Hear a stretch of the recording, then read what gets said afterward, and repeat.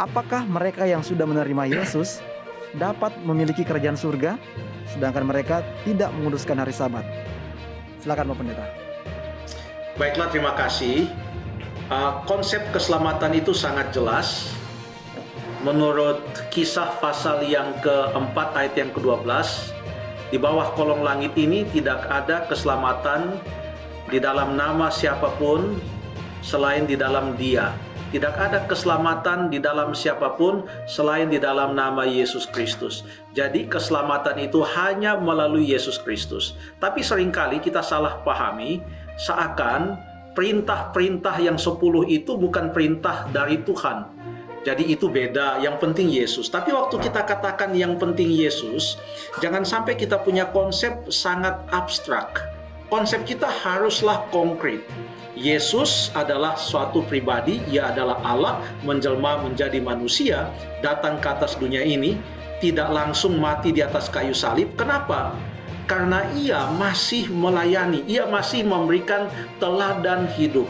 Ada dua hal yang Yesus berikan atau Yesus lakukan. Yang pertama adalah menyatakan bagaimana umat Allah itu harus hidup. Yang kedua adalah menebus manusia dari dosa oleh kematiannya. Sebelum Ia mati, Ia hidup. Ia hidup sekian lama sebelum Ia mati, bahkan Ia mengajar. Bukan hanya Ia mengajar, tetapi Dia juga melakukan perintah-perintah Allah dalam kehidupannya. Semua itu jangan sampai kita abaikan. Kita tidak hanya melihat apa yang Tuhan Yesus lakukan atau apa yang terjadi, yang dilakukan oleh Yesus di atas kayu salib. Apa yang Dia lakukan, apa yang Dia ajarkan, apa yang Dia sampaikan, itu pun sangat penting. Itu termasuk di dalam tujuan kedatangannya yang pertama di atas dunia ini sebagai juru selamat kita. Jadi kita tidak bisa memisah-misahkan kebenaran. Contohnya, istilah kebenaran ini cukup mempunyai arti yang luas. Kalau kita baca di dalam Yohanes pasal yang ke-14 ayat yang ke-6, di sana Tuhan Yesus mengatakan, Yohanes pasal 14 ayat yang ke-6, Akulah jalan dan kebenaran dan hidup. Yesus adalah kebenaran.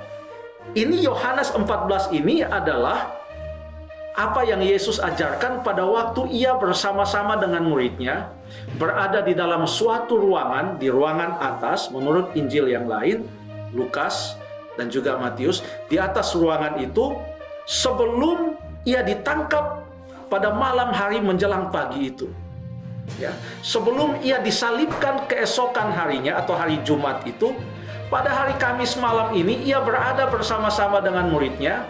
Dan peristiwa ini diliput oleh Yohanes dalam Yohanes pasal 13, 14, 15, 16, dan 17. Luar biasa percakapan Tuhan Yesus bersama-sama dengan muridnya.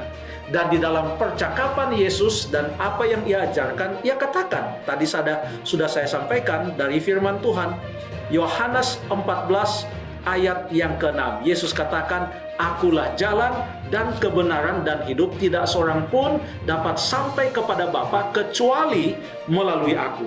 Namun Yesus menggunakan istilah yang sama, yaitu istilah kebenaran, juga dalam ajaran yang Ia sampaikan dalam setting yang sama, masih di ruangan atas itu. Apa yang dimaksudkan dengan kebenaran? Coba kita buka dalam Injil Yohanes, Yohanes pasal yang ke-16 ayat yang ke-13. Yohanes 16 ayat yang ke-13. Tetapi apabila Ia datang, yaitu Roh kebenaran, Ia akan memimpin kamu ke dalam seluruh kebenaran. Sebab Ia tidak akan berkata-kata dari dirinya sendiri, tetapi segala sesuatu yang didengarnya itulah yang akan dikatakannya, dan Ia akan memberitakan kepadamu hal-hal yang akan datang. Di sini Yesus katakan Roh Kudus disebut roh kebenaran. Mengapa? Karena ia memimpin orang kepada seluruh kebenaran. Di sini walaupun Yesus katakan akulah kebenaran, Yohanes 16 ayat yang ke-13 menggunakan istilah yang sama, tetapi bukan hanya merujuk kepada Yesus sebagai satu pribadi, tetapi Yesus dengan apa yang ia ajarkan, kebenaran yang ia ajarkan. Itulah sebabnya Yesus katakan yang akan dilakukan Roh Kudus itu masih juga settingnya di ruangan atas.